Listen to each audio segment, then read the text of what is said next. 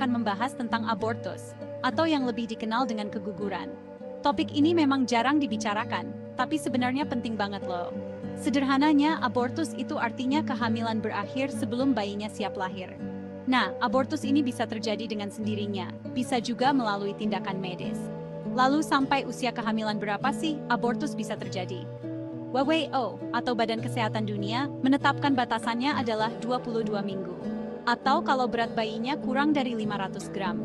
Tapi ingat ya, batasan ini bisa berbeda-beda di setiap negara, tergantung aturan di negara tersebut.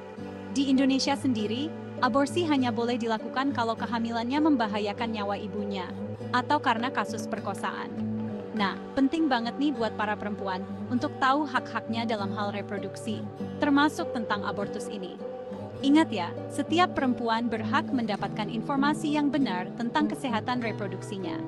Dengan memahami definisi dan batasan usia kehamilan dalam konteks abortus, kita bisa membuat keputusan yang tepat dan bertanggung jawab. Program pengobatan abortus itu tujuan utamanya mulia banget, yaitu menyelamatkan nyawa dan menjaga kesehatan para perempuan. Keguguran yang nggak ditangani dengan benar bisa bahaya banget loh. Program ini dirancang supaya penanganannya aman dan efektif. Jadi, perdarahan hebat, infeksi, dan masalah kesehatan lainnya bisa dicegah. Nggak cuma itu, program ini juga memberikan dukungan mental dan konseling bagi perempuan yang mengalaminya. Soalnya, keguguran itu bisa jadi pengalaman yang berat. Maka dari itu, dukungan psikologis penting banget. Program ini juga memberikan edukasi tentang kesehatan reproduksi, termasuk konseling tentang alat kontrasepsi.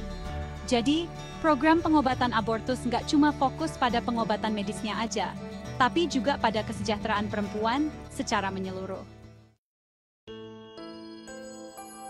Kalau ada kasus abortus, hal pertama yang harus dilakukan adalah memeriksa kondisi ibunya secara menyeluruh dan cepat. Pemeriksaan ini meliputi pemeriksaan fisik, riwayat kesehatan, dan kondisi psikologis ibu. Pertama-tama, periksa dulu tekanan darahnya, denyut nadinya, dan suhu tubuhnya. Kalau perdarahannya banyak, tekanan darah bisa turun dan denyut nadi bisa cepat. Selanjutnya, tanyakan riwayat kesehatannya, termasuk usia kehamilannya, apakah pernah keguguran sebelumnya, dan penyakit lainnya. Informasi ini membantu kita untuk tahu penyebab dan tingkat keparahan abortusnya. Jangan lupa juga, perhatikan kondisi psikologis ibunya. Keguguran itu pengalaman yang berat, jadi penting untuk memberikan dukungan dan empati. Tanyakan perasaannya dan berikan waktu untuknya berbagi cerita. Dengan memeriksa kondisi ibu secara menyeluruh, tenaga medis bisa merencanakan dan memberikan perawatan yang tepat. Informasi yang didapat akan jadi dasar untuk menentukan langkah selanjutnya. Menangani abortus seringkali perlu tindakan cepat, terutama jika ibu mengalami syok atau infeksi. Syok, yang ditandai dengan tekanan darah turun drastis, bisa terjadi karena perdarahan hebat. Kalau ada tanda-tanda syok, segera berikan cairan infus untuk meningkatkan volume darah dan tekanan darah. Pastikan jarum infusnya terpasang dengan baik untuk pemberian obat dan transfusi darah jika diperlukan. Infeksi juga jadi risiko serius dalam kasus abortus, apalagi kalau ada jaringan plasenta yang tertinggal di dalam rahim. Gejala infeksinya misalnya demam, sakit perut yang hebat, dan keputihan berbau busuk. Pemberian antibiotik sangat penting untuk mengatasi infeksi. Antibiotik harus segera diberikan agar tidak menyebar ke organ lain. Kondisi ibu harus terus dipantau setelah diberikan cairan dan antibiotik.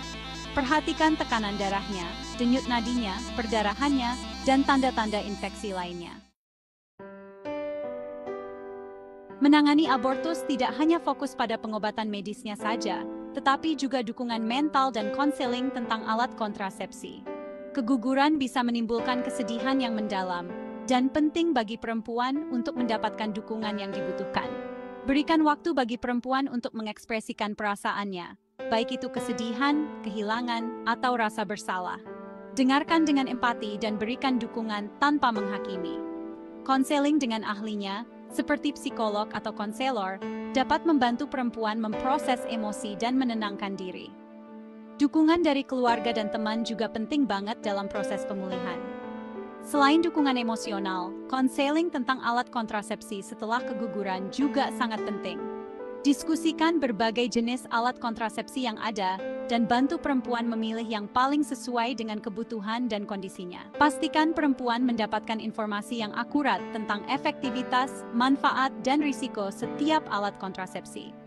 Konseling yang komprehensif membantu perempuan merencanakan kehamilan di masa depan dengan lebih baik. Abortus atau keguguran itu bukan kejadian tunggal, tapi serangkaian proses dengan tahapan yang berbeda-beda. Penting banget nih untuk memahami jenis-jenis abortus supaya penanganannya tepat. Abortus iminent atau keguguran yang mengancam ditandai dengan perdarahan dari vagina dan kram perut bagian bawah.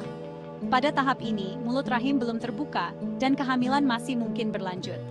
Abortus incipient atau keguguran yang sedang berlangsung terjadi ketika mulut rahim sudah mulai terbuka dan perdarahannya lebih banyak.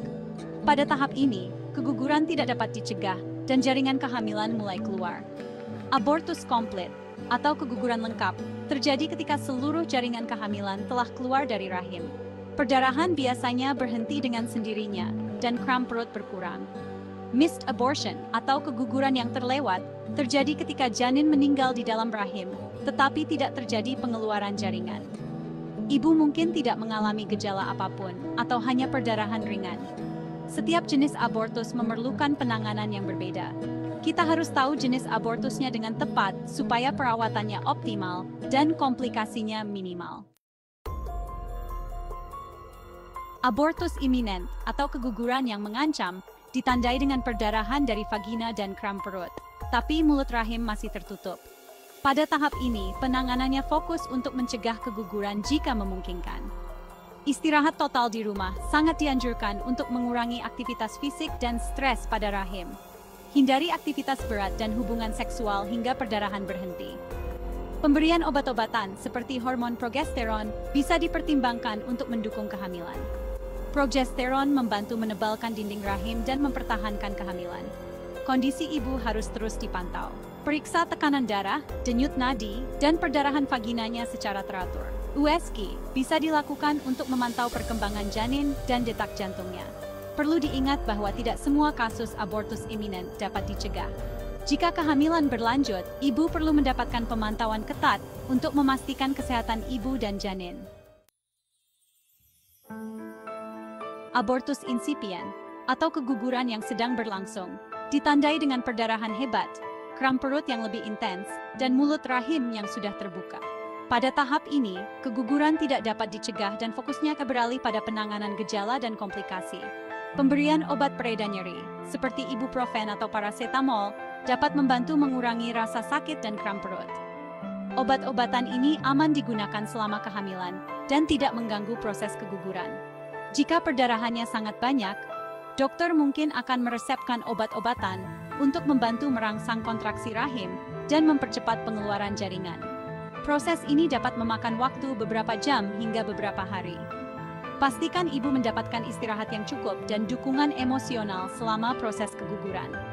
Jelaskan apa yang terjadi dan berikan informasi yang akurat tentang apa yang akan terjadi. Kondisi ibu harus terus dipantau untuk memastikan tidak terjadi komplikasi, seperti perdarahan hebat atau infeksi.